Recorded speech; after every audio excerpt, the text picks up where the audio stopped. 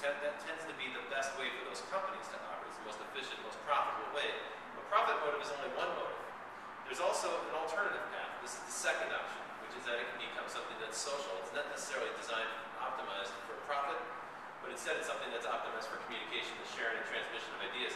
And I would argue that these early West Coast barbed wire telephone networks were kind of an early social network, if you will, because they were purely designed for people to communicate and share ideas and share music and culture and whatever else they can share.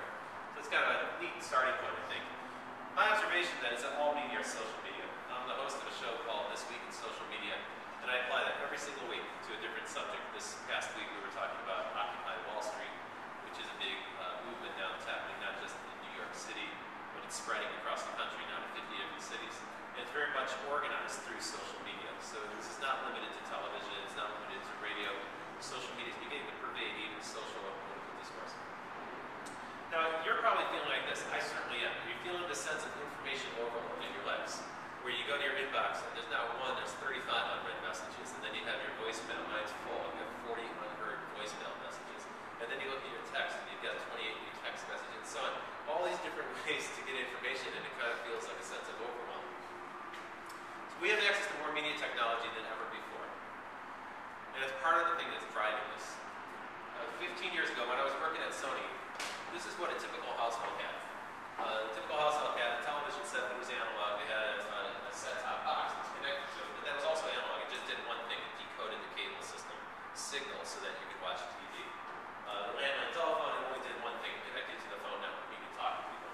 You had a VCR, but it was a dumb device, right? You couldn't even program a blinking number right on the thing. It wasn't even smart enough to figure out what time it was, let alone figure out how to record a show.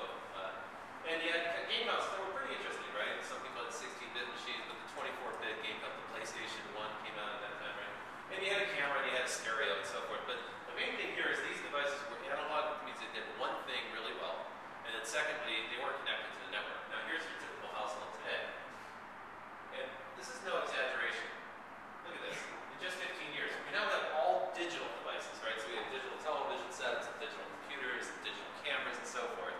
We also have super powerful computers like an Xbox 360 or a PlayStation 3. We have really great high-definition cameras. If you've got a flip camera, it's a high-def camera that costs $150.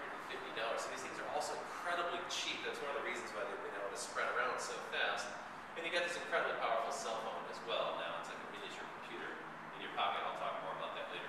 So we have access to a lot more ways to communicate. But don't forget also, because all these devices are networked, or many of them are networked, they're really designed to talk to each other.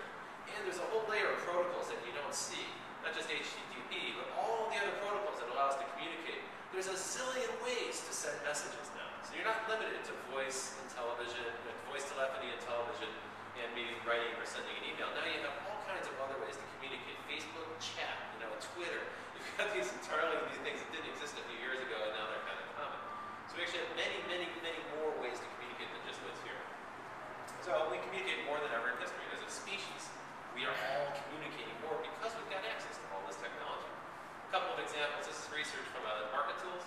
They asked people whether your amount of information you're used to these things was increasing, that's green, staying the same, that's blue, or going down. And as you can see, very few people think they're getting less of any of these things. Most people feel like you and me, they're getting more or it's staying the same. And so you start to get this sense of overwhelm because every time you send a message to a group of people, people hit reply all, and all of a sudden that message